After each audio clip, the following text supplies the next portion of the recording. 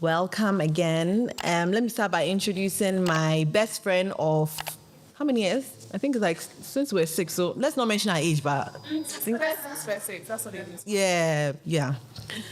Elom, Sika Ankrah. She's a fashion business consultant and she's the founder of Ace Avenue Agency. And then next to her, we have Dr. Ankrah, who is a medical doctor and also an artist. Yes. And then we also have Joyce Jibi, who is the founder of Mukasechic. Everyone knows Mukasechic. So yes, she also provided all the meals for our guests today. So our guests from the season today. So thank you. And then we also have Afua Dede. Afua Dede is she's a private chef. She also has some skincare line that is like she's rolling out, but she hasn't really rolled it out, but it's really, really good. So yes, you're welcome. So today we'll be discussing family, we'll be discussing mental health, we'll also be discussing religion. And before we begin all that, how did you feel about your episode? Afua, let's talk about you. How did you feel watching that? And then what was the feedback from your family, friends? My family are pretty liberal. They are not like the typical Ghanaian or African parents. I remember one of my cousins reached out and she was like, "But I lived with you, but you said your cousins never lived with you." And then I had to explain to her, "Oh, sorry, I'm talking about like pre-divorce era." And then she's like, "I don't think I've ever like heard you talk about like pre-divorce era, like that age of between like 6 and 11 is kind of like shut out in a way."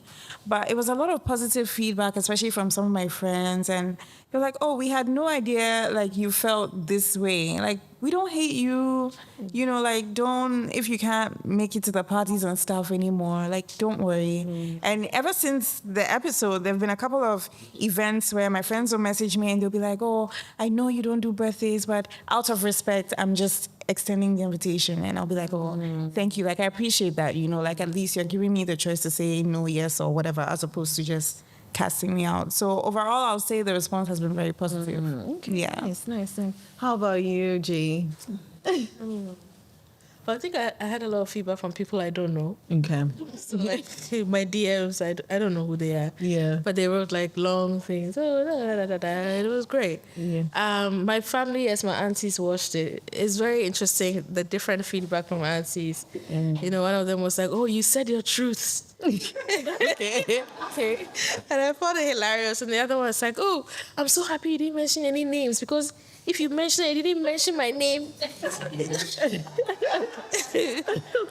But most of my friends haven't watched it yet. Okay. But I also feel like the people that I have my bitch resting face to, it's like I now have a passport, so I can do it anytime. Because like now they understand. It's not, but I think it was great feedback. Then again, I told you there's a lot of things that I couldn't share, especially from my stepmother's side. She's not dead yet, so I want to give her that liberty of not, But then I'm kind of over it now. Yeah. So I really enjoyed myself. I really enjoyed watching myself. Okay. Like, I laughed. This is fair. Yeah. I laughed a lot of times. So it was good. But I won't do this again. I won't do it. I was actually surprised you accepted. Yeah, I was like, this okay. will be the first and the last. But why though? What? Why? Dr. Carol is here. It's over. It's gone. We're trying to live better lives the way we see to deem fit, for our children and build our legacy. There's no point like being stuck in the past. So I've said it once and that's it. Yeah. Okay. Yes, okay. Kwesi. I think what she said. Don't give us a one line now. No. What was it like for you watching it? What was the feedback as well? I feel like when I got into it, I was kind of out of it. So watching it was new. Hearing the things I was saying were kind of new to me. So it was interesting to see. As for feedback from the family and friends, it was mostly, your episode was funny and all that. Okay. But then for my family, it was like, they know I didn't even scratch the, surface when it comes to stuff. So it was like, I remember my sister said they were watching it, on their tools. So I'm just hoping I wouldn't say something. So, wow. I know better than to, bring some things out there. So, yeah, that was mostly what it was. Like after the night it aired, I feel like that was all that we ever spoke of it. So, okay. Yeah. No, before we move to Elom, it was interesting because someone had posted something in the comments under your video, and then Jay had jumped to your defense, like literally like blast. I don't know if anyone saw that comment. No one's. Oh, okay. On YouTube. No, I left it. Yeah. So you can go check it out. Yeah. I think the person had said something along the lines of, something about that your kids could also say same about you. What makes you think something? And then Jay, I think you said that allow him to speak his truth or something like that. Yeah. So I actually really, really love that. And then Elom, how about you? What was the feedback like? What was the feedback like? How did you feel watching it? So how I felt watching it, I think it was so. I actually struggled to even record that episode with you because it was something. And even when I watched it, I realized I actually didn't get too deep into all the things that happened because it's something that I don't really talk about, especially like with my sister and all that. So while I was there, I thought I'd said so much. When I watched it, I was like, I actually didn't say that much. Like, actually, it was like I was a bit like worried for nothing. But in terms of feedback, but it was still emotional for me watching it because I was remembering a lot of things like during that whole process. In terms of feedback, my family hasn't watched it. They know I did it because I discussed it. So I wanted to be sure everyone was okay, because it doesn't just affect me. Mm-hmm. It's my sister, it's my parents. My father is known in some circles, so I just wanted to be sure everyone was okay with me talking about it. So they know I talked about it, but they haven't watched it. I mean, and that's fine. But in terms of feedback from friends and other people, I did get quite a lot of DMs and messages, especially from kids that were in church with us when we were young, that remember my sister and how she was before everything, that were touched by her because she was a Sunday school teacher. So I did get messages from those people. And then there were also people who would message other friends of mine that we have in common, like, I didn't even know Elom had a sister, or I didn't know this happened to Elom's sister. Someone asked a friend, also, is her sister mad? Yes. Wow. Yeah. So there were quite a couple of them. Okay. And it's also interesting that you said that, because I remember you saying that, no, I actually remember right after filming, you were so worried. And then you were like, no, like, what did I say? That kind of thing. And then you said you spoke to Alima, and then, you were expressing how worried you were. And then she was like, oh, really? Why? Like, it was freeing, So it was interesting seeing like how everyone kind of reacted and felt after every episode and all that. But I'm happy that, I think for you, it sparked a conversation in your family. Yeah. Because this was a discussion that you hadn't had in 25 years, right? So before, I can't remember if it was before the episode or after, but around that period, my family and I finally had a discussion after like 24 years and talked the whole thing through. Yeah. And I think that should also let us understand the era that was, because really, I think now because of social media and all these kind of discussions, we think that this is what the world really is, but we forget that at the time, like, a lot of things were hush and you don't speak about it. So it's the elephants in the room, but no, we don't address it. And I think it went really well. I think, like what you said, it went really well.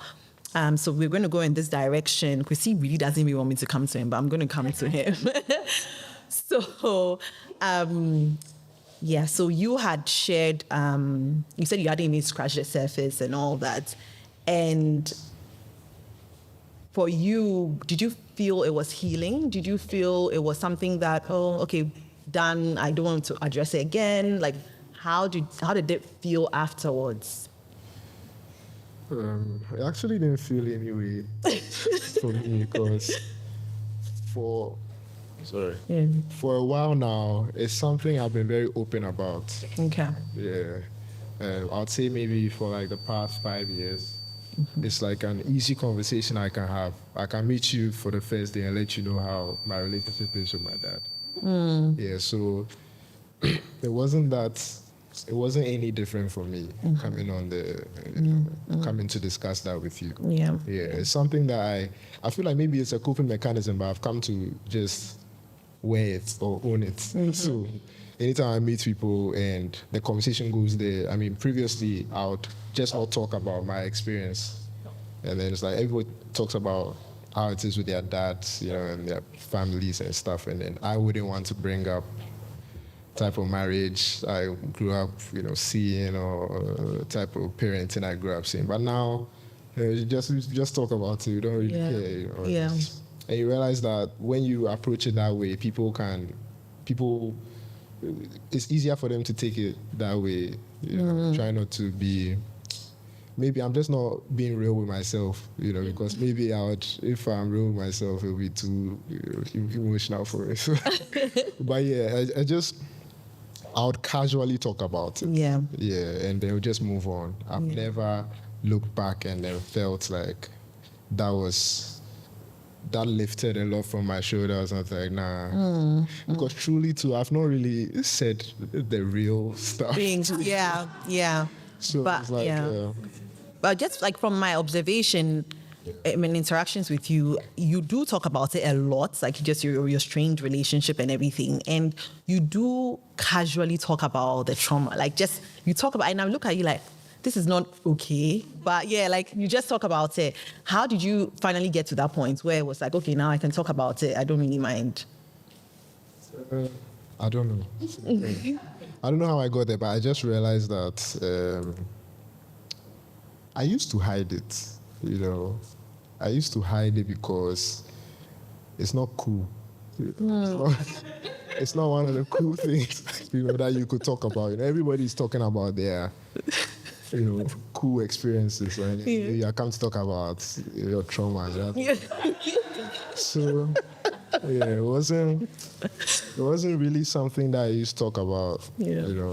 Like, why would I come to school and come and talk about how my parents were arguing this morning? It doesn't make sense. But it's just one of those things because I was young. But then now, I don't mind. I can come and let you know.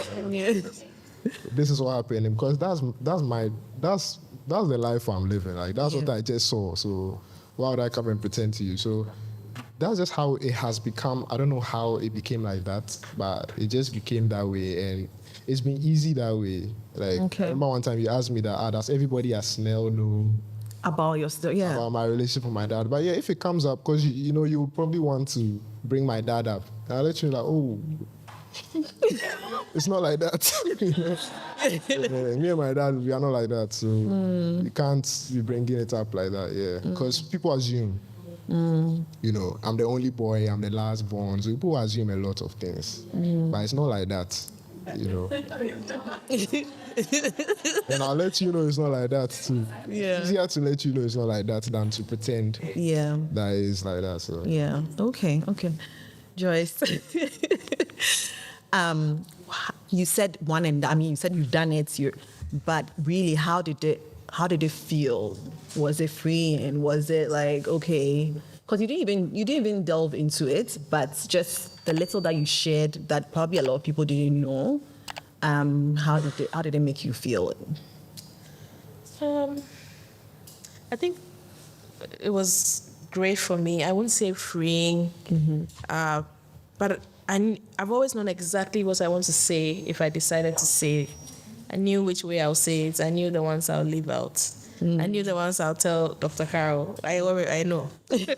So, and like I said, I've already processed this thing the way I process my things. And for me, it's like really old things. I've learned what I've learned, and I've moved on. But interestingly, I have very different relationships with everybody in my family. Okay. When I say that to them, it's because I think that as human beings, like, we are not good or bad. Okay. You know, so, like, for instance, I have a very different relationship with my brother, my younger brother. I have a different relationship with my younger sister. I have a different relationship with my grandparents, my aunties, blah, blah, blah.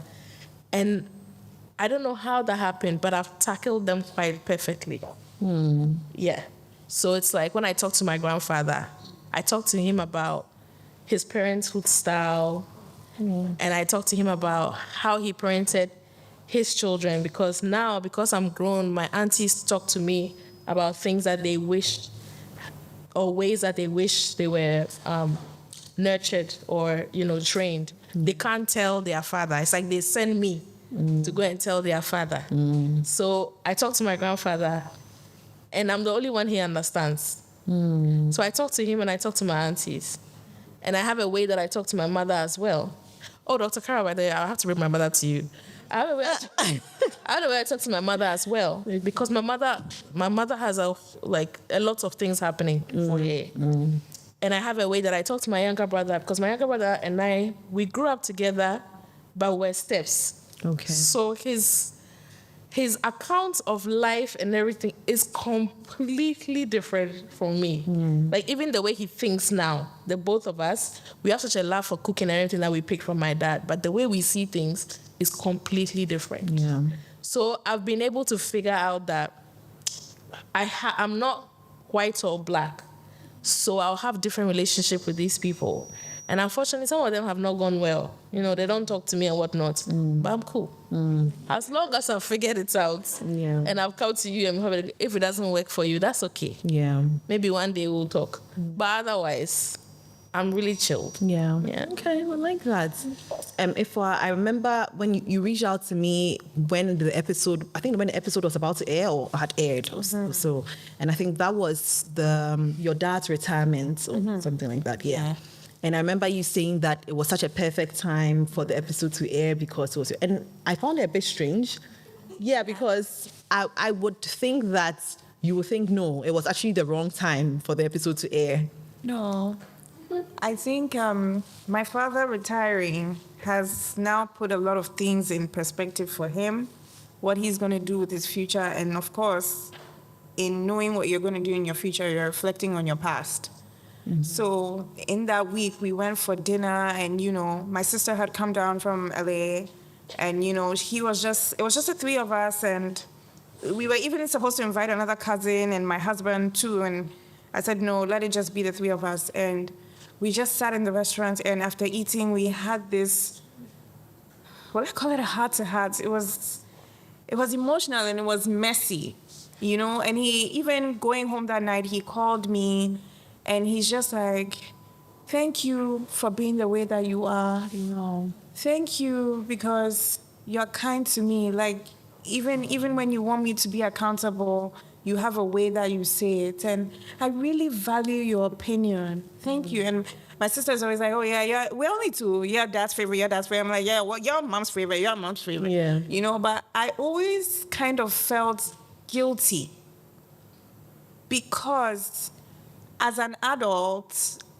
now being married myself, like Jay said, it's not black and white. Yes, in a marriage, there might be things that someone is doing, and you can clearly see that this person is the offender, but it's not always so straightforward. You know what I mean? And I've always felt so guilty being close to my dad, because technically my dad's the offender, right? And I've always felt so like, and you know, my sister would sometimes be like, or like, you, and anytime he's saying something, you don't check him, like, you know that he's like this, you know that he's like that.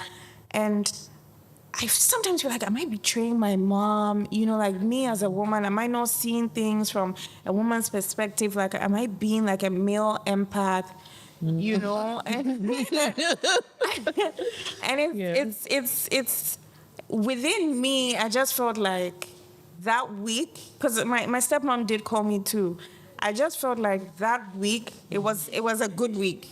Like, he appreciates me. And maybe if there were things that he didn't take accountability for before, I know that week he reflected on a few things. Interesting, yeah. No, because I had a discussion with someone else who was also on the show, And her parents also separated when she was quite young. And she actually said that she wished her mom hadn't told her all the things that her dad had done to her. As in, because she had a different relationship with him. And so for her dad was a great dad, but wasn't necessarily a great husband. And so for her, she just really wished she hadn't missed out on all those years, because once her mom had told her, she didn't speak to her dad for years and years and years. And then one day, I think when she was just about to get married, she decided to reconnect with her dad. And, they just, I don't know if it's growth. I don't know what it was, but she said she kind of heard his side as well and, all that. But then she just really wished that she hadn't internalized all the things that her mom had told her. So I'm not saying that's the right way, but that was just what, someone else said. And I also realized a pattern where a couple of people who had come on the show, from Vanessa to Tatas to, different people had mentioned the fact that their mothers didn't prevent them from seeing their dads. Like, the mothers were like, oh, we still want you to have a great relationship with your dad and all that. So for those who didn't necessarily share all the things that happened in their marriage to their kids, the kids continue to have a great relationship with their parents, whichever one it was. So I don't know if it's necessarily good. But moving on to mental health and church, let's move to Elom. So with church heads, right? So I was there. I mean, I saw it all. I think even in the episode, you mentioned the fact that I wasn't there. I was there, but I wasn't there for you, which is something I actually feel guilty about, because I think at the time we were young. Yeah. And what is interesting is the fact that I mentioned something to Elom recently, and she didn't remember. And she asked me when that happened. And I said, I think I mentioned the year. I think it was, I've forgotten. We were 12. We were 12. Mm-hmm. And then you said anything that happened before what age? Or after 10. Anything that happened after 10, which is around when her sister started experiencing mental health challenges. Anything that happened after 10, she blocked it out. Until a certain point. Dr. Carl, I'm going to say it's a trauma response, but I'm not a therapist. But anyway, so that's what I thought. And it was interesting that she said that, because she was like, oh, I don't remember this. And I was like, really, we were 12. And people remember things that happened when they were 12, 13 and all that. But and let me apologize again, because I wasn't there. I was little, but yeah. Like, we were literally kids. We were kids. But the thing was, in that era when, so her sister was like let me just tell you, so her sister was like a big sister to all of us, like a Sunday school teacher. We idolized her and all that. But unfortunately, around that time when she was experiencing that, I don't know if she was branded. That's when people, so she was branded as a witch. So she mentioned that her sister was branded as a witch at that time. And this is an educated community, a university, and everyone believed it, believe it or not. And now all our families were told to stay away from that one family, which is her family. And this was my best friend. So now she was alone, but and that's the thing, we didn't get any answers. We didn't ask any questions. It's just, what it was. And going through that experience and now talking through with your family and all that, did that give you a little bit more clarity? And just like, talking to my family about how they were, because you didn't even know what they were also going through, and like you got a lot more new information and all that. It gave me clarity on what they were going through, but it actually just made me angry, because I feel like I was a child then. I didn't understand a lot of things. But now, as an adult, I'm like, how are these grown, educated people behaving like this towards this girl? My sister was still a young girl. It actually just made me angry. So, yeah, I think I left. I was glad my family and I got to discuss, because we hadn't really spoken about how it affected us, but I left angry. And then also, I also wanted to touch on the fact that because of what she's going through now, at the time, being Catholic, because we were raised in a Catholic church, so you ended up leaving the church, right? But it wasn't because of that. Okay. What was? It was just due to different. Over time, we didn't feel comfortable they wanted to change. Yeah. But so then you spoke about the fact that you experienced church hurts because you felt they should have been there. Well, the church turned on, but how do you feel about that today? About the church? And I mean, our church is like right next to yours as well. Today, I think I have, I don't know if it's necessarily the church, but it's just with people.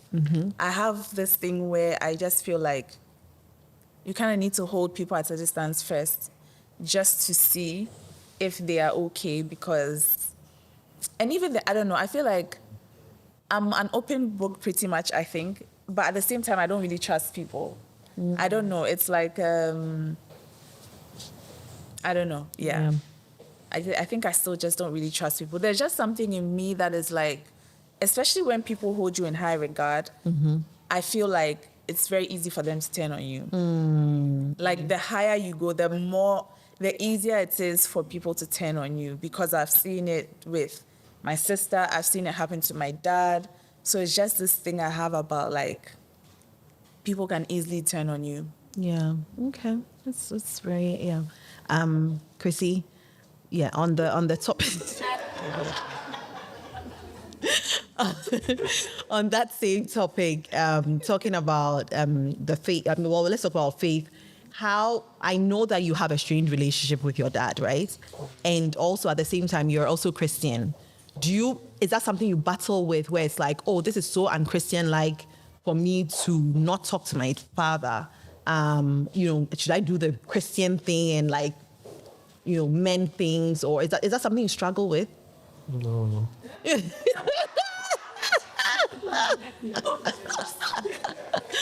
Okay. I thought, but I've had like family.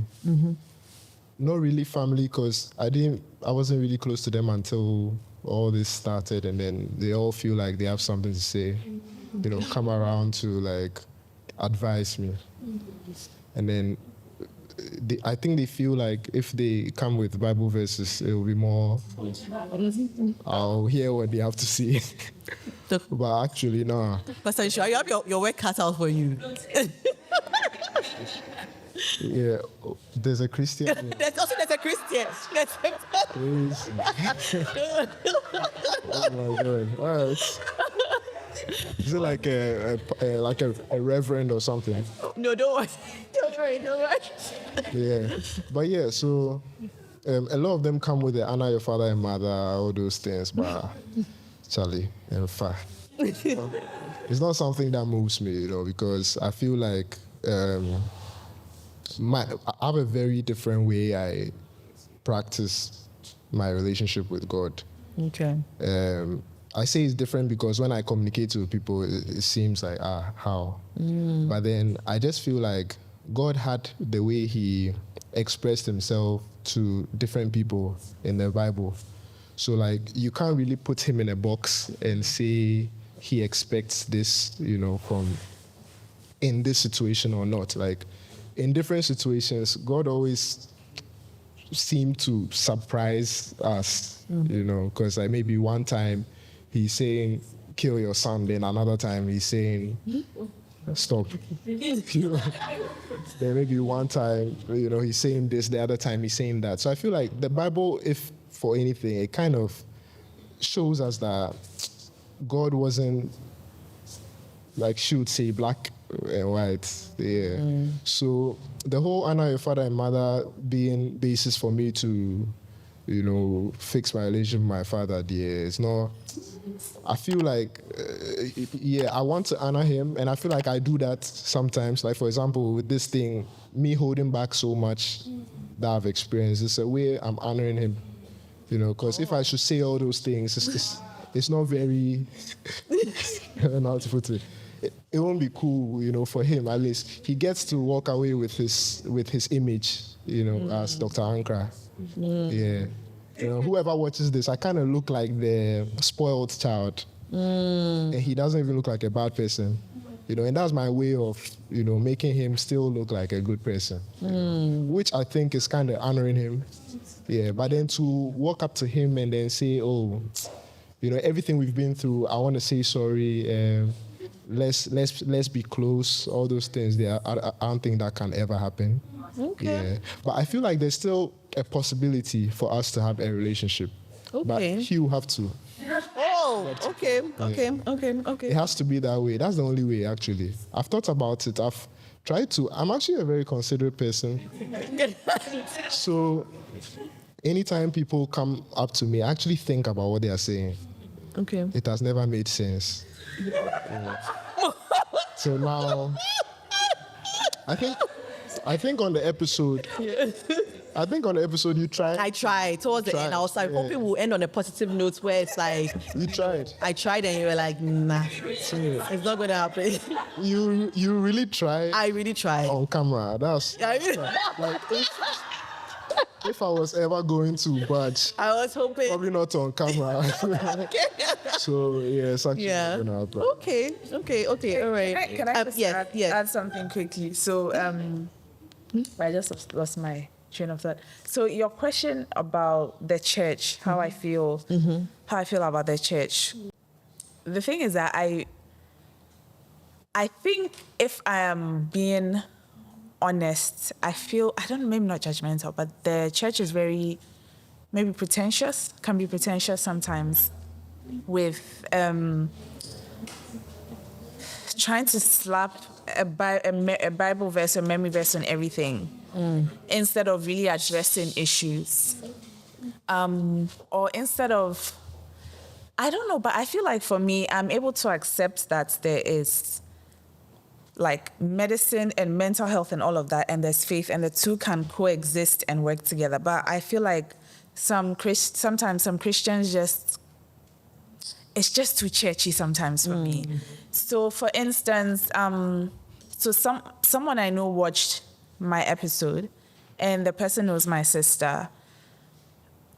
I would have thought maybe the person's first thought would be wanting to discuss the issue and her and everything.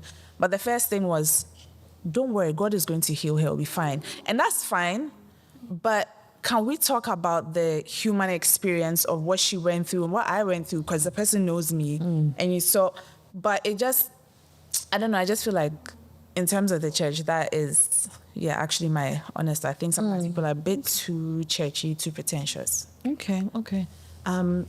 Joyce. So with you as well, with your Christian faith and with a lot of things, but I could see that you didn't, certain things you didn't mention. You even mentioned the fact that your stepmother wasn't dead yet, which I realized some people said, oh, yeah, it's okay.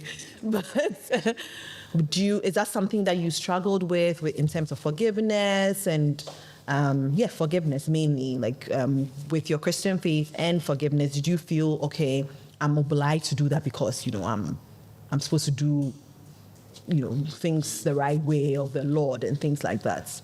So I've always had a very forgiving spirit, even since I was a child. Like when something happens to me in the morning, by the evening, I don't remember what happened. I'm just like that. But I've also experienced Christianity in so many different ways. And every time I remember this, I laugh because my stepmom was the Mbako leader, and my dad was the leader of the ushering team. Wow. And those two together, they were chaotic. So I just used to laugh. Like, how are these people leaders of teams? And they are, as a child, you'd have like Sunday school recitals and things. And I was telling my friend last week that I would remember that my stepmom would sit in front like this. So you're supposed to recite a memory verse. And so everybody's child is reciting a memory verse, and this woman is nodding her head. She's cool. But when it gets to my turn reciting a memory verse, she's telling me what to do whilst the memory verse is going on whilst we are in church. Yeah. And I remember there was one thing that I remember, that she would dislike all the women in the Mbako, all of them. Wow. All of them. One day she was dissing them, and they were coming behind her. And we were all blinking like, and she turned and said, Maka. So it used to make me laugh. I think that as a child, we're just going to church. I went to church with really cool people. So we're just going to church. I went to association. I had mates who went to like GIS and Christ the King. We're just doing sleepovers. even sleepovers, my stepmother would say to the other parents that, I can't do a sleepover because I'll steal from them. Ah. So church to me was not that at that particular time. Church to me was nothing. It was like, let's go, let me just escape to, wherever it is. We'll buy some ice cream, And then I grew up and then started experiencing God myself and, trying to figure out how Christianity works and also one of the verses or one of the things about the Bible that really speaks to me is the commandments, and that's how I really live my life. It's like, if I believe in this thing, what does the commandment say based on what you're doing? So Christianity has helped me forget. I won't lie about that. I think it's one of the things that just tells me that no matter how difficult it is, there's somebody or someone that you believe in that could turn things around for you. And I didn't know this as a child, but I've always been the one that I can blast you 1 minute, the next minute, I don't even know what happened. It's just been me. But now I also kind of understand some of the way people behave. I've taken my time to kind of study the way people behave and why they react to me in certain ways, why I react to them in certain ways. So yes, Christianity has helped me, and I'm in the phase of my life where I'm really loving on people, and people are really loving on me. It's interesting that everybody talks, when I watch all your episodes, they talk about, my dad liked me or my mom liked me, and it makes me laugh because my dad didn't love me. It's not like he didn't love me, but he wasn't there, and there was no bother.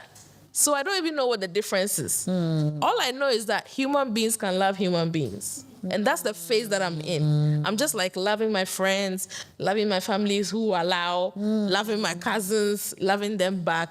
I don't do his mother or his father. Because to be honest, sometimes you will not get the love that you want from the people that you share the same blood with. And that's fine with me. So that's where I am. Love that. Okay. And finally, Dede, I saw you nodding, so I feel like there's a lot of the things that Jay said that you relate to. No, actually. Not necessarily relate to. I love it for her. Okay. I just love that, she's doing things her way, and, if you love me, that's nice. If you don't love me, that's fine. But I really do love it for her. That's not the space you're in now. No, for me, it's so funny. I was just telling Jay that there was one time we went to a mutual friend's wedding, and I was literally walking up to her, and she had her resting bitch face. And I actually said to her, "Madam, smile small." Oh, really? Yes.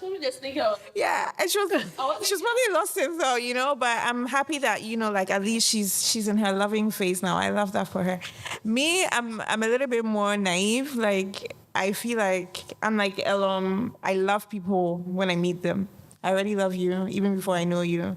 And then I will probably have to learn the hard way later on. So yeah, I can't relate to how Jay has navigated the world, but I love it for her where she is now. But how were you able to get to a point? Because you said you were listening to dark music, you were in your I hate men phase. Yeah. And now you absolutely love your dad. So how did you get to that point?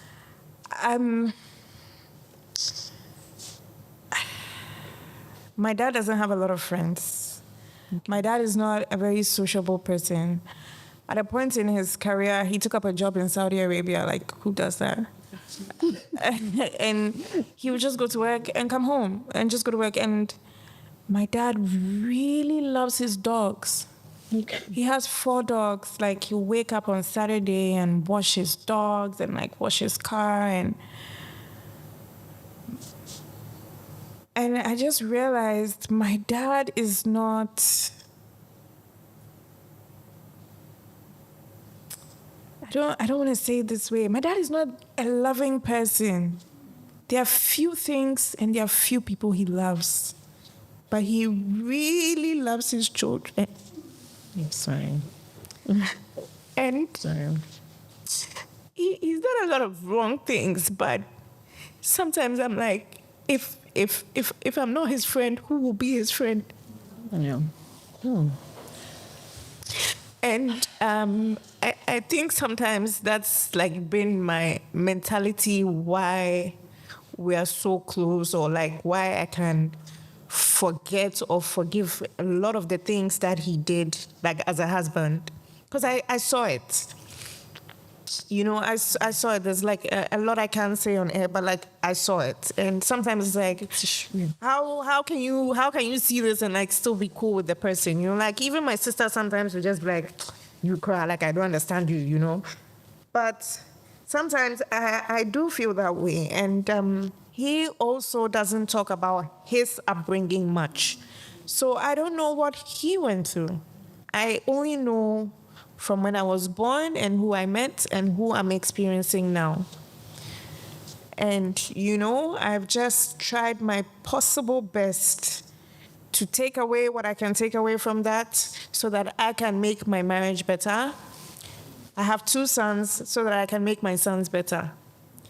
And it is what it is. And I'm so thankful for my parents, both of them, you know, because they do allow me, I'm quite loud on social media, but they do allow me to speak my truth, and they do allow me to feel the things that I feel. And, you know, my parents respect me a lot, and I'm grateful for that. So I want to use that to raise my kids so I can say, hey, listen, okay, I saw my dad doing this, but you can't do this. You know, like there are certain things that I will tell my husband. And, you know, early on in a marriage, sometimes you look at me funny like, okay. But now he's very much like, okay, like, I understand why you do this now. And I don't know if I told you this in the podcast on or off camera, where in the start of our relationship, I used to be very disrespectful to my husband. Yeah. Like, you know, we'll have a mini argument. I'll just be like, fool, get off my phone. Like, hang up. I'm not talking to you for 1 week. I don't care. I can live without you. And where he said to me, you're teaching me how to live without you. And one day you will hang up and I won't call you back. You know, and that whole men are trash thing. And he's like, okay, maybe as a man, you know, as your fiance or your boyfriend or your husband or whatever, maybe I'm trash.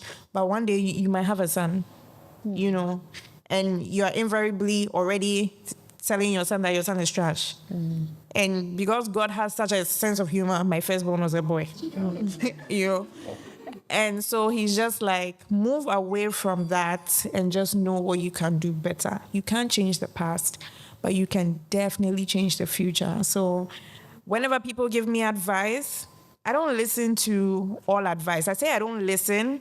I'm a very friendly person. Like maybe Jay or Alan will say something, I'll just be like, okay, yeah, actually I see that angle, but thank you for what you said. It doesn't necessarily mean I'm going to follow what you said. I'll take what I can take out of it, and whatever is rubbish, I'll throw it away. But I feel like in every situation, even religion is not black and white, even when it comes to religion. And my faith, I believe in, there's still a lot of people that don't understand the whole being a Jehovah's Witness thing. You know, some people will confuse us with SDAs. You know, I've had some people say to me, "Oh, I didn't know you guys could wear earrings." I've got like 5 earrings in each ear. You know, like I didn't know you guys could do this. I didn't know you. Oh, so you guys do that. You know, so. And like I relate so much to Dr. Ankrah because it wasn't cool, you know, like going to school talking about today your dad locked your mom out of the house. Today your dad did this. Today your parents did. And a lot of my friends still had their parents together. Even now, a lot of my friends still have their parents together. So I realized that even in my friendships, I'm very intentional. I tend to gravitate towards people that are from like 2-parent homes, because I want to know what it feels like, you know, like I want to know, okay, now that you guys are in your 30s and 40s, okay, what are your parents doing now, you know? Yeah, and then I can take from that, and then I will also use it in my marriage. I will also use it in my life, and then I know, okay, what I can do wrong and what I can do right, and, you know, correct it. Oh, I love that. Yeah. Well, thank you. Thank you for sharing that. Thank you for being vulnerable. I know that was a lot for you. So thank you. It's okay. Thank you. Do you guys have any final words before we invite our experts? Any final words? Elom, do you have any final words? No. Dr. Ankrah, no final words. Yours is that you will listen. I think I just want to comment on the things she said. She's actually a very strong person. Yeah. Like that. I think I appreciate everything that you said right now. I'm not budging, but I think it's just amazing how she can look beyond all of that. That's one way to do it, which is good. Yeah. Okay. Yeah. Yeah. Okay. And yeah, Jay, do you have any final words? I don't know what to process that one. Yeah. Okay. I think I really appreciate what you're doing. I said that to you the last time. Even before you talked about doing this, if you remember, I sent you a message and said, the Holy Spirit had told me that you do a live and I will sponsor your. Yep. You remember that? You said that. And so I really appreciate what you're doing. I know that it takes a lot for people to come out to. Yeah. And for most of us here, we've all said we didn't say. So we still have like a lot to process, a lot to say. But, strangely, we are now like, some of us are mothers and it's weird. We never thought we'd get here, but here we are. So we are picking from each other and hoping that we have better lives and our children will be able to also kind of experience us in a good way. And they will also have issues with us, but hey, we're all trying to navigate to what this life is. So I really do appreciate what you're doing. Thank you. And because of you now, boys are actually buying my watches, so... Oh, okay. Yeah, buy a watch, but they don't want any more. It's just watching. No. No. Oh. I just want my money.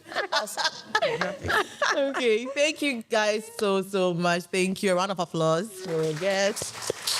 Please let's have our experts and weigh in on what we just discussed to wrap up the panel. Please, you can sit in front. Please sit in front right here so you can listen. All right. I think let's start with you, Pastor Shu. And then we'll throw it to Dr. Carol. I think when it comes to forgiveness, I think what most people are saying is the truth, where the church would slap a Bible memory verses. verse. And the unfortunate thing is that most of the memory verses are taken out of context. So then once it sounds good and it looks like it applies, they'll slap it on you. But if you look at it contextually, your exegesis of it is so wrong. So then it throws it off. And it makes God look like a very distant and a God who is not empathetic or sympathetic to what we go through. Meanwhile, in Scripture, the Bible tells us that Jesus, because of what he went through, is empathetic to us. And because he's empathetic to us, he can relate to us and make intercession for us. So then there's an empathetic part of what Jesus came to do because he walked the kind of life. He might not have been a female, dark skin living in Accra, Ghana. But at all points, he has been through what I've been through. Because if you think about the root cause of everything we go through, you can see how he went through it. That's true. I think that forgiveness is one of those hard conversations. Because for you to be able to forgive, you have to do a lot of unpacking. We tell our couples all the time that don't be quick to say, I'm sorry. Because I'm sorry, and for us as women, once you say I'm sorry, we are like, why? Tell me why. What did you do to be sorry? I'm sorry doesn't fix it. I need to understand your reasoning, or you need to understand my reasoning. So when we meet with couples or with people, we are trying to get them to, first of all, communicate well, and then find a place where you can be empathetic to what somebody has been through. Find what you feel was wrong, communicate it to that person, and then the person can feel seen and understood, and then you can offer forgiveness, targeting it to actually what they are offended about. Instead of saying, the Bible said we should forgive. Forgive what? And I think we just have to be patient with people. I think a lot of times the reason why people think that Christianity is like so I don't know, so weird, is because we have removed the fact that it is actually a relationship. That God is actually concerned about you. The Bible tells us that even when we were still sinners, he died for us. We didn't do anything to deserve his love. It was just the mere fact that we are created in his image. He wants a relationship with us. So then when I was saved, I was still in sin. I was masturbating left, right, center. Yeah. But then it doesn't negate the fact that God did not love me enough to know me and want to die for my sin. Right? So it's not about, Jesus didn't come and slap a memory verse on people. If you look at the story of the woman at the well with Jesus, and Jesus is literally where he shouldn't be. He's in Samaria. There's no reason why a Jew should be talking to a Samaritan person. They just don't see eye to eye. But Jesus, for some reason, comes to this place, and he's sitting at the well, and he begins to have just a conversation with the woman. And I call that therapy, by the way. Because Jesus could have just begun, bam, bam, bam, you are this, you are that. But that's not what he does. He actually has a conversation with her. He wants to know her. He wants a relationship with her. And it is through that she begins to have a relationship with him. I think the cop-out easy way is to just say, the Bible says, open your Bible to John 3:16. Part of the reason is that a lot of pastors are not trained. Oh, okay. I like how we said it at the same time. They are not trained. Okay. A lot of pastors don't go through, in the pastoral training that I have, we study psychology. We study parts of therapy. It's extensive. It's not a 2-week program. I went to school for 4 years, and I did 3 years of master's, and I'm doing a PhD. There's a way that I see scripture and apply scripture and have understood scripture even through my own life. That I know that a lot of people's experiences of church hurt, because I've been through church hurt. You know, I grew up in the church, listen. Everybody that's grown up in the church has been through church hurt. And I'm a pastor's kid too. But then because I have a personal relationship with God, and we can talk about that later, there's a way that I'm able to process things that I go through and able to come to terms with it. But that is not outside. I think someone mentioned of having conversations with people, talking to therapists. I have my premarital counselor. I'm always going to him even still. I think church and therapy or theology and therapy go hand in hand because it helps you to unpack things in a way that your pastor might not be able to because they are not trained to do that. Right. I love that. Dr. Carol? Yes. I will say, though, that, for anyone here who's navigating it, if therapy is an option, I really do encourage you to get that one-on-one sort of like guidance because, yes, a lot of the general things we'll share might be helpful, but, for everyone, there are specific things that are unique to your context, specific things that are unique to you and the things you've been through.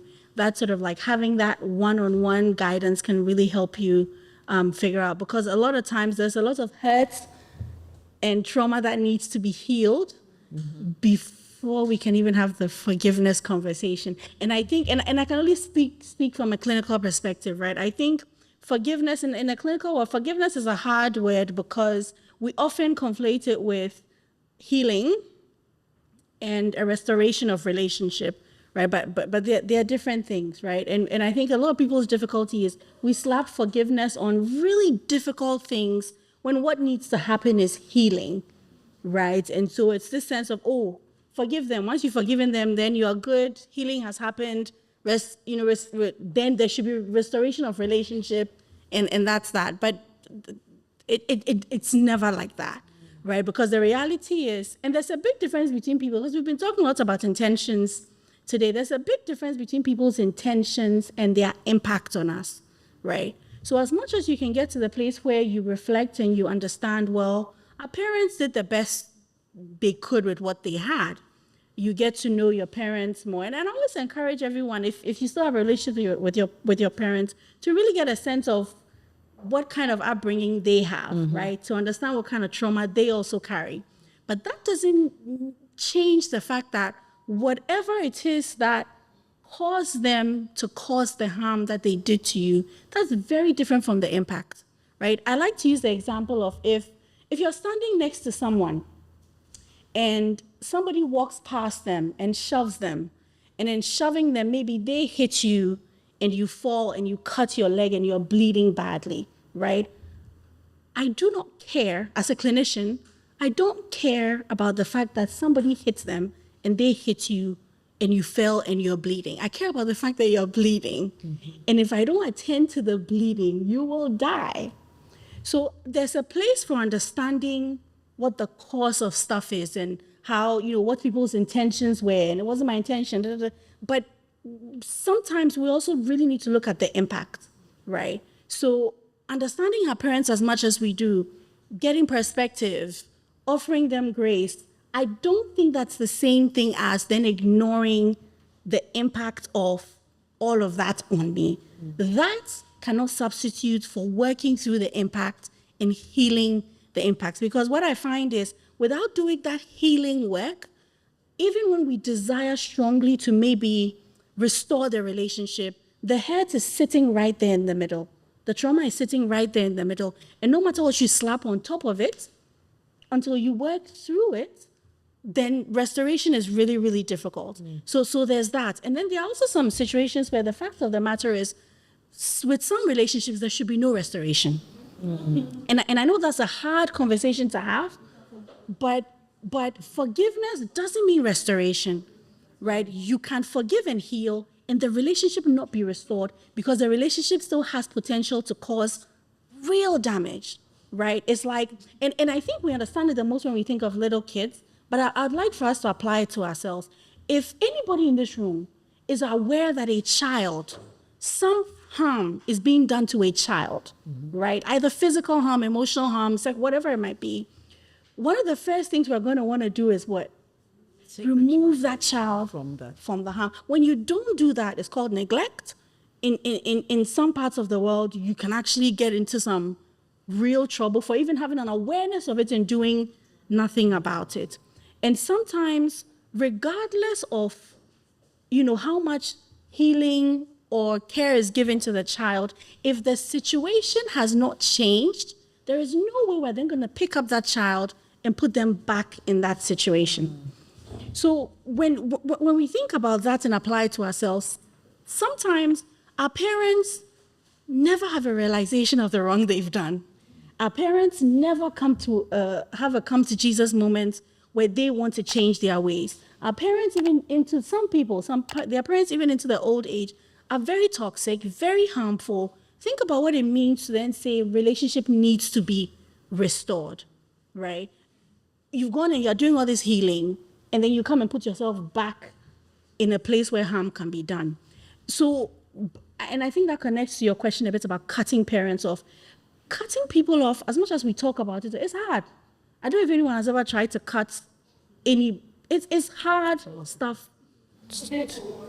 People, anyone, it's hard, but especially, a primary relationship like a parent.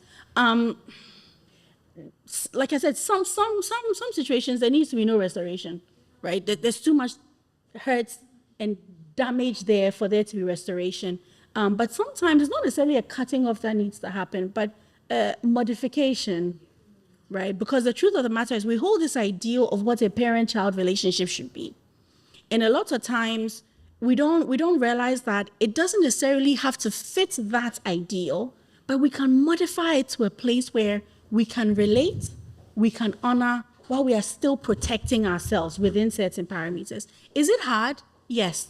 But cutting off is hard, right? Restoring relationship fully is hard. So if there's a way for you to figure out, okay, mom or dad, they haven't changed. Every time I go around them, they still talk down at me. I come away feeling like this. There's a way to think about, okay, how do I modify this relationship?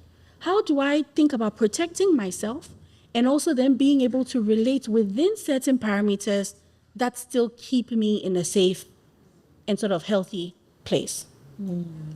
Wow, I love that. Do you? I mean, talking about yeah. Bible verses, right? I think, so then scriptures like honor your father and mother, but I think people also forget the scripture that says that fathers should not provoke their children to anger. If you really are a student of the Bible, I talk for all the time that when the church offends you, that's a human being. If you want to know God, read his word for you, right? Know him. Because sometimes when somebody offends you, you tend to think that that person is God. That person is not God. That person didn't die for my sins or save me for my sin. If I have a problem with somebody in the church, I don't think that Christianity is bad. I think that person has issues. Let me go to my Father in heaven. He died for me. I have a relationship with him. When I was in secondary school, I stopped going to SU for some time because, SS, your senior who is SU president is like telling you all this nonsense in school. And so because of that, you're like, I'll never, ever, ever step in SU. And that was me, like I stopped. Meanwhile, I used to go to church every Sunday. And so I remember one day I was just lying in bed, chilling. I think I was eating some bread and sausage bee. And like as I was eating, it's like I just felt so convicted. Like, why aren't you with me in my church? Why aren't you spending time with me? Why are you letting a human being define my relationship with you? I packed that bed somewhere and went to SU. And I was going to SU not because of the people necessarily. I was going to SU because that is part of what I do when I'm in relationship with God. And I was not going to allow any pastor, I was not going to allow any SU president to redefine what my relationship with God is. He didn't die for me. I'm not going to give him that space in my life. And I think that's how I see it. And so even, we are not yet talking about church heads, but like even in the conversation about church heads, I mean, like I said, like I come from a family that, I mean, people know my dad. Yeah. And the type of things I've heard people say, even friends, when media blast something, it's like, hey, dad. Then you see people blast them. And I'm like, and you mentioned that, and that's why I was saying that in your episode, I was touched by some of the things she said, because it's the comments that people make when they don't know the full story. And the comments that friends make when they don't know the full story, they don't know the impact of their words, and all that's a church hurt. But you navigate through it like a boss. Like I said, I serve a God who is with me. I know that God. I can trust that God. And then God is also not afraid of my hurt. I can present that hurt to him. Will people hurt me? Yes. Yeah. The people hurt Jesus. Yeah. Betrayed. He said, greater works will you do. That means that the greater also be hurt greater.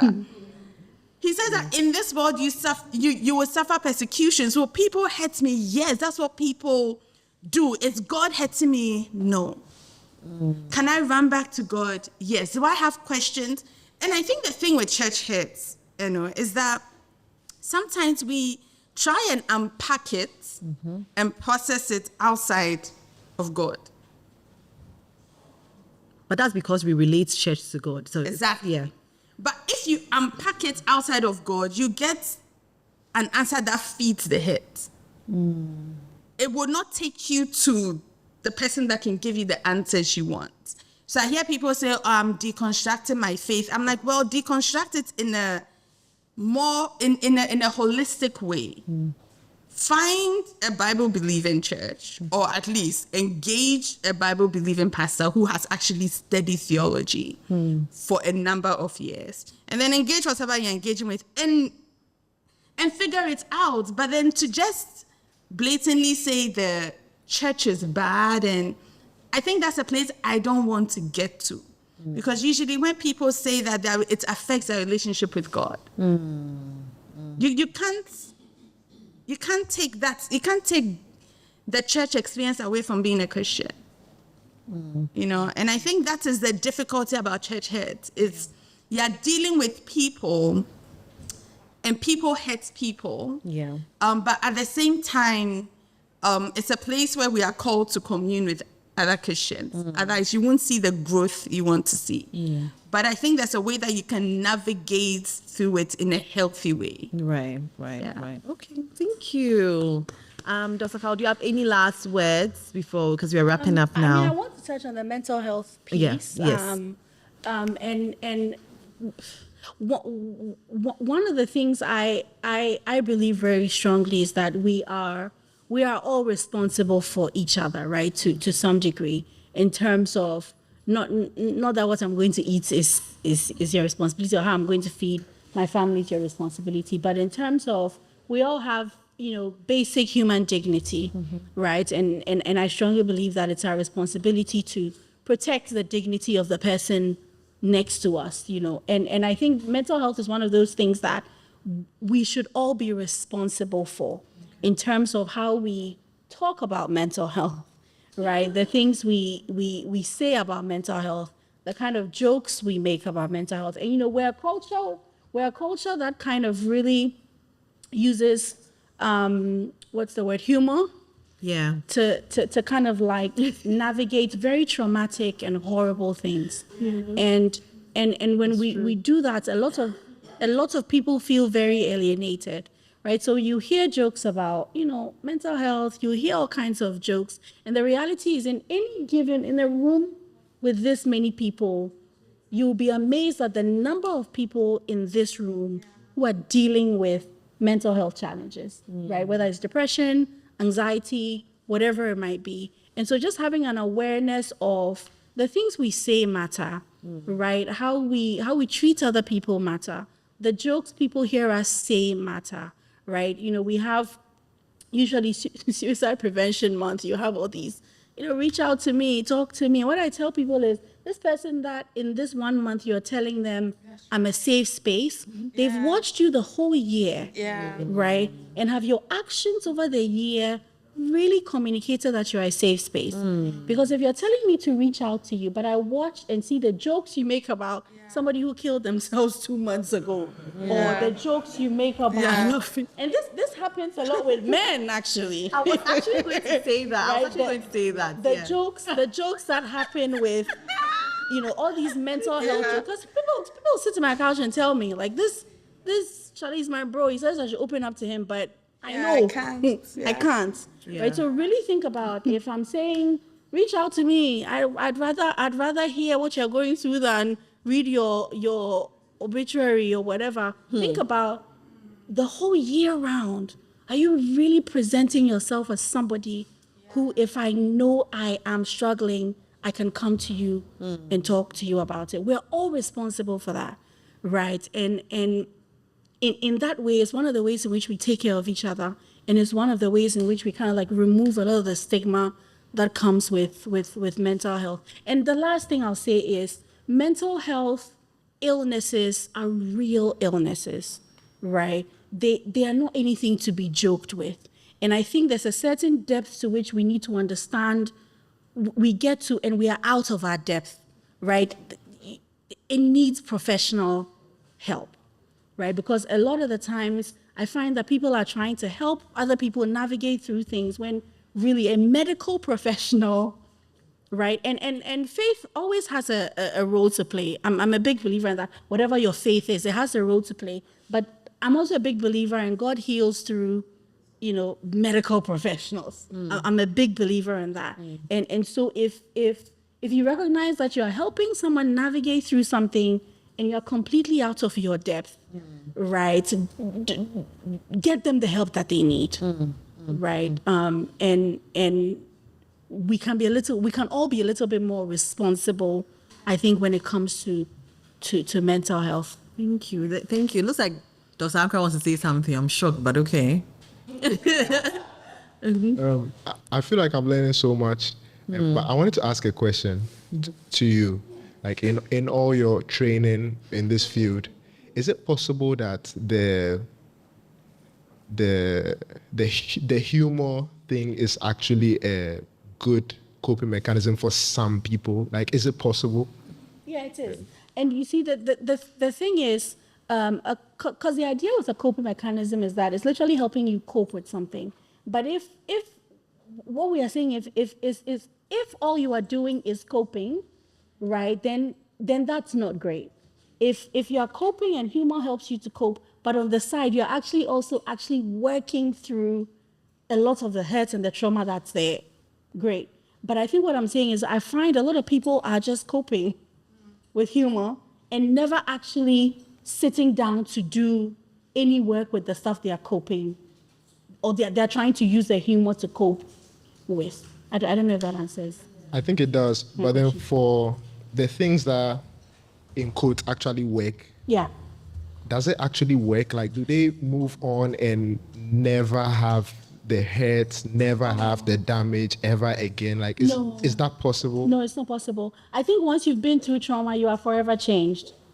Like trauma changes us. There's no way you go through trauma and you come out the same person. Because a lot of times people have this sense of, oh, I'm going to return to this person that I was before. And it's not possible. And even this idea of forgetting, right? Our brains were not built to forget.